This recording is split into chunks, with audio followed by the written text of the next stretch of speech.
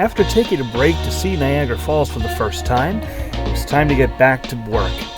We needed to put down as many miles across New York State as possible that day to get back to New Hampshire and take care of business there. Oh, how scenic.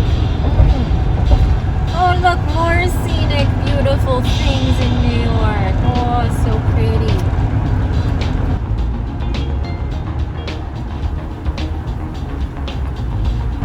I mean, of course New York would have a place called Finger Lakes. Connecticut. Connecticut. Connecticut. Connecticut. Demonetized. Demonetized. Demonetized.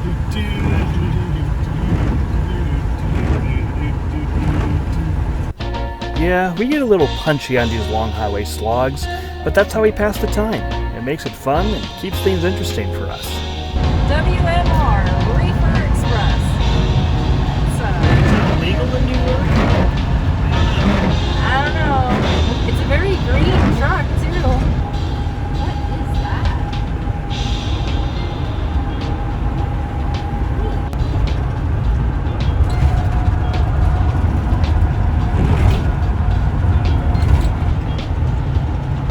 Hashtag van life.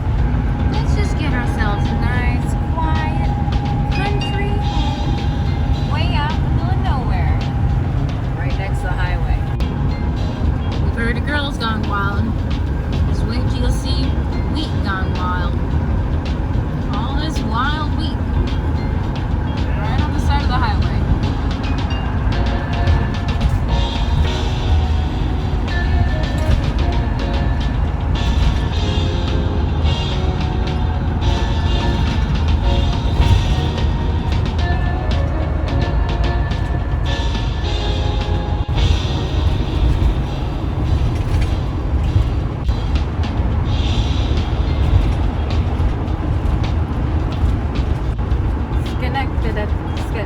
Don't hurt yourself. Albany. So, funny story. We were going to stop at a Walmart in Albany, but none of the Walmarts allow overnight parking. So, Yeah, I have like 3 or 4 of them. looks like it's Cracker Barrel again.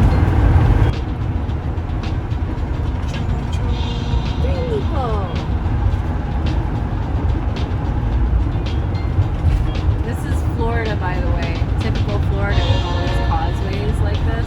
Okay.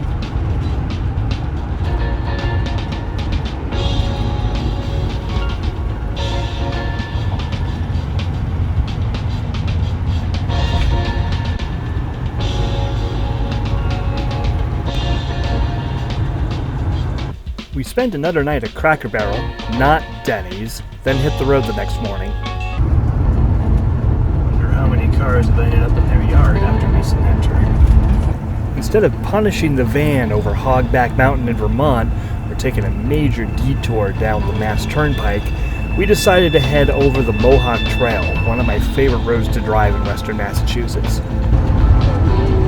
Hey, sorry. Sorry to interrupt breakfast. It's pretty sad how we cross in Massachusetts and the roads actually get better than New York. Normally, like, the joke is when you're coming from New Hampshire, you know, it's like, welcome to Massachusetts. But no, the went from New York to Massachusetts, like, oh, this road's actually nice.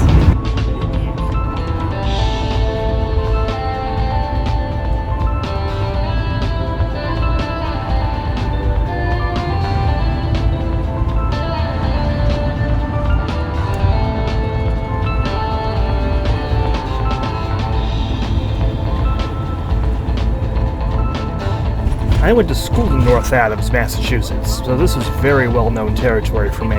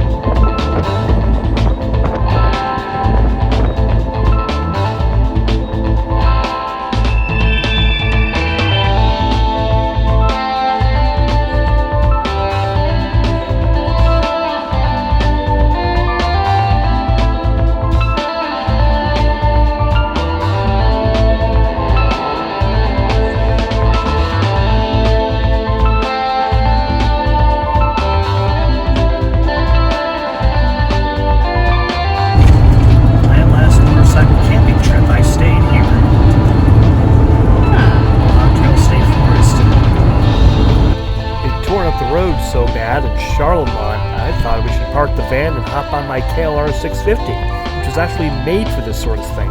In England, you drive on the left side of the road. In New England, you drive on what's left of the road. Which is nothing. This is what the bike is for, not the van. Eventually, we found our way back to pavement on the road that was supposed to have been pavement all along.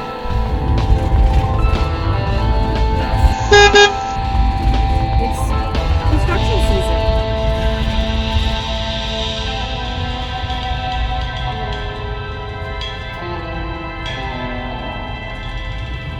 Oh my word. Yeah, actually, in retrospect, I'm not sure what's worse, the lack of a road or this road. Kind of a toss-up.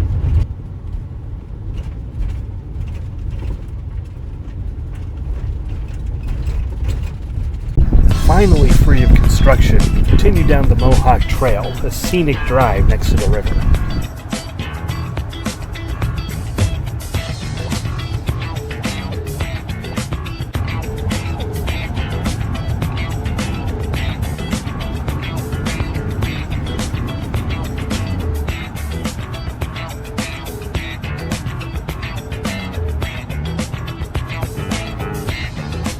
Then we hit Interstate 91 to Brattleboro, Vermont. It was only a quick hop to Keene, New Hampshire from there. Hey, Sedan, you might want to get up to highway speed. Yeah, it's pretty bad if I'm passing it.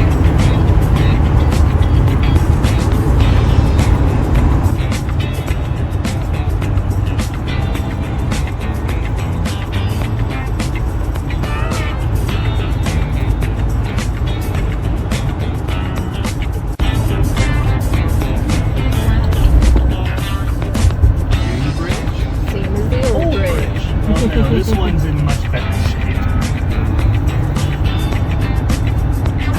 This guy up here needs to learn how to pick a lane, and the shoulder is not a lane. No, it's not. Must be a Massachusetts transplant.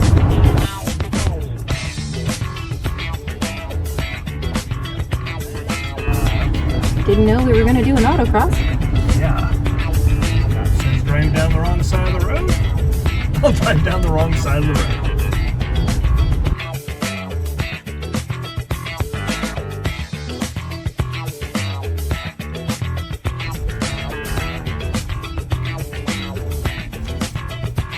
We made it to my friend Jonah's auto shop where we spent a couple of days. He's moving into this old tour bus, so he understands the van life thing. I'd love to shoot a van tour video of it sometime. Are you listening, Jonah? Anyway, we spent a fun night around his redneck fire pit catching up on old times. The next day I got some work done, and Trisha built a shelf for the crock pot. We came back to New Hampshire when we did so I could get my second COVID shot, which I did. That evening we took a nice walk along the nearby rail trail to find dinner.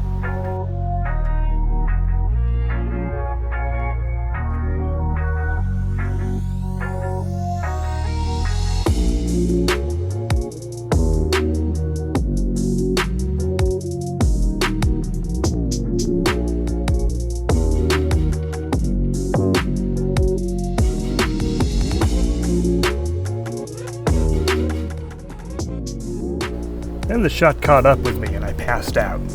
The next day we moved on to our friend Allyson's place. No fault of hers, but we were freezing our asses off. It's the last day of the van build. It's still pretty freaking cold.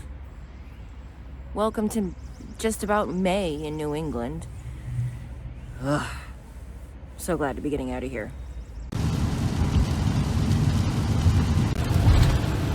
At least we got new wiper blades. They don't squeak. They wipe the whole thing. Yay for small wins. We had to reorganize our storage unit in the rain, which was most unfun. We're in New Hampshire, April 29th. I'm wearing my winter coat because I'm cold. It's raining. I can't even turn on the propane heater in the van because there's too much stuff in there. Today, I have to finish one wall, one door, And after we get the kitty tomorrow, we start heading somewhere warm and life can begin. I'm just miserable. Absolutely miserable. Not all van life is those Instagram pictures of beautiful, warm places, because sure, this is a pretty beautiful backdrop at my friend's place, but this is not pleasant. Allyson felt sorry for us and made us a fire, treating the cast iron while we are staying at the home of a medieval reenactor. Yes. That's right, Allyson literally wrote the Reenactor's Cookbook, now available on Amazon. Hashtag shameless plug. So we've built a fire so that we can heat up and clean the cast iron pans. The best thing about cast iron pans is that they never, unless they crack, they're always recoverable. These obviously aren't in that bad a condition. What they need is a little bit of olive oil in the bottom. You're going to heat it up and scrape out the stuff and then coat it up, and the hot oil heats and it actually carbonizes and starts to interact with the chemistry of the pan itself to make a very slick no-stick cooking. It is the original no-stick cooking service. So Very cool. And tell us how you know all this good stuff. well, first off, I might possibly have a cast iron fetish. I have about probably 40 cast iron pieces in my kitchen in various places, and I use them all. Some of them less often than others, but cast iron gets used all the time. But the other thing is I do a lot of reenactment. So I'm doing medieval and Viking and maybe a little bit of 18th century, 19th century reenactment. And all of that cooking is done in either beaten or cast iron, which is treated the same way. And if you don't know how to take care of it while you're outdoors in wet weather, then you run into problems. It's kind of learn as you go, because if you don't do it right, your pan rusts and you have to clean it again. Fire! Fire! Fire! So I'm adding a little bit of coarse salt and a little bit more oil. I'm going to let the oil heat up a little bit. So I've basically charred off all the stuff that was there. Yeah, there was this pan actually caught fire a little bit. It was awesome. And so we're just getting the oil spread around and heated. And then I'm gonna take a paper towel and scrape her around. And you scrape it all around. Do the hokey pokey. The coarse salt actually is the thing that's cleaning it right now. Yeah, no soap ever on these. So the last final step of it, after you get it all scraped out with the salt, is putting a little bit more oil in it and getting it on every last little surface so that then you can just wipe it off and it's a done deal. She's clean. Ta-da! So, with my COVID shot done, the van repacked, and the cast iron seasoned, it was time to make one last pickup, then cannonball south to warm weather. That pickup was an important one, my cat, Lister. Next week, we get the kitty and head south. Our destination, Virginia Beach.